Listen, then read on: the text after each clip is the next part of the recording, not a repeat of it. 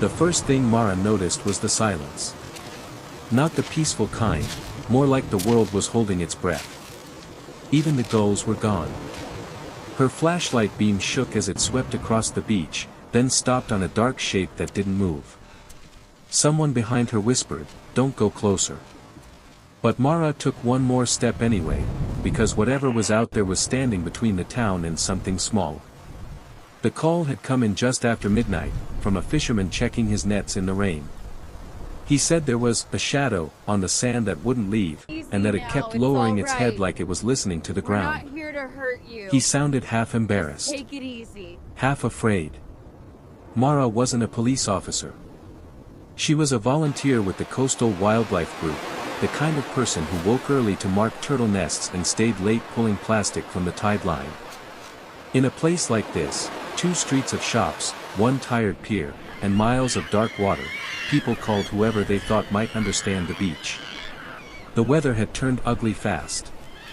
A storm sat offshore, close enough that the wind came in hard and salty, pushing the tide higher than it should have been. The wet sand shone like oil. Every few seconds the clouds flashed, and the sea answered with a low, heavy sound. Mara walked with Khalid, a young ranger from the district office, and old Ben from the pier, who insisted on coming because the fisherman was his cousin. Ben carried a lantern instead of a flashlight, like warmer light might make whatever they were walking into less real. They reached the stretch of beach behind the old seafood shacks, where the dunes flattened and the shore widened. And there it was. A thin animal stood over a patch of sand like it owned the night. Soaked through. I see 'em. Ribs showed beneath its coat when lightning hit. Its tail stayed low, not wagging, not tucked. Just steady. It wasn't barking. It wasn't running. It was guarding. "Stray," Khalid said quietly, like he didn't want to insult it. The animal. The animal lifted its head and met the light with tired eyes. Then it looked back down at the sand. Mara lowered her beam. The ground looked wrong, scraped, pushed into uneven ridges, as if something had been digging in a hurry. A faint foam line marked where the tide had reached earlier, closer than it should have been. Ben shifted behind them. "Food?" he asked. Khalid didn't answer. He took one careful step forward. The animal's lip lifted, not a full snarl, just enough. A low sound rose from its chest, not loud. Final. Mara raised her free hand. Easy now, it's all "Easy," right. she said, surprised by her own calm. "We're not here to hurt anything." The animal didn't move. It widened its stance instead. Khalid crouched and angled his flashlight. What's it protecting? That's when Mara heard it. At first, nothing. Then again, soft. Irregular. Not water. Not wind. Something underneath was moving. "There's something under there," Mara said. Ben swallowed. "Babies?" Mara didn't correct him. In the storm, babies was the easiest word for anything small and alive that shouldn't be alone. The animal lowered its head and pressed its nose to the sand. Huffed. Then looked back at Mara, waiting. "If the tide comes up again," Mara whispered to Khalid, "it'll drown." Lightning flashed.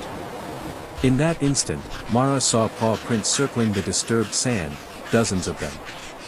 The animal had been pacing this spot all night. Guarding. Waiting. A shadow swept low over the waterline. A gull. Okay, The animal shifted, placing its body more firmly over the sand. Mara made a decision before she could overthink it. She set her flashlight down, angled wide. Sank to her knees at a safe distance and pressed her palm lightly to the outer edge of the scrape. Tap. Tap tap. Small. Weak. Urgent. "It's alive," Mara said.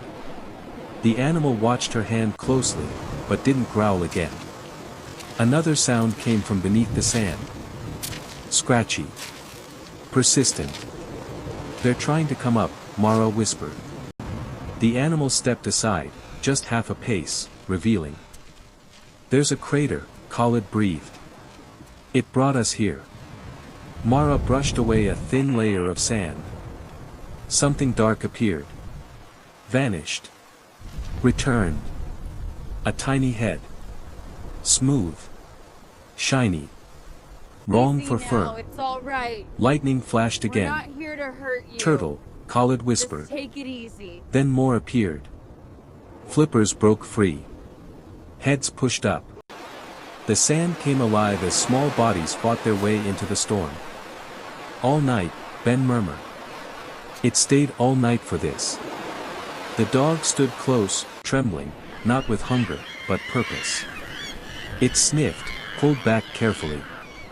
A gull cried. The dog's teeth flashed, not at them, but at the sky. Khalid moved fast, marking a wide circle around the nest. We guide. We protect. Mara angled her flashlight, creating a dark path toward the water. Ben blocked the town lights. Khalid called for backup. The dog paced the boundary like a guard whose shift wasn't over. More hatchlings emerged. 10. 15. 20. Mara lost count. A hatchling flipped onto its back. Mara reached, then stopped. The dog stepped Looks forward. like we have some hatchling Gently, tracks impossibly, here.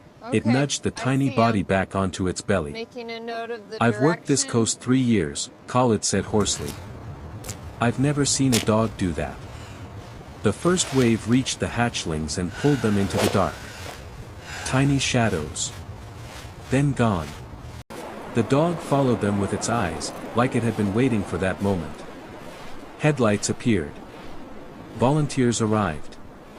Someone whispered, "Who brought the dog?" Mara said, "The dog brought us." By dawn, the work returned, photos, markers, checks. The beach began to look ordinary again.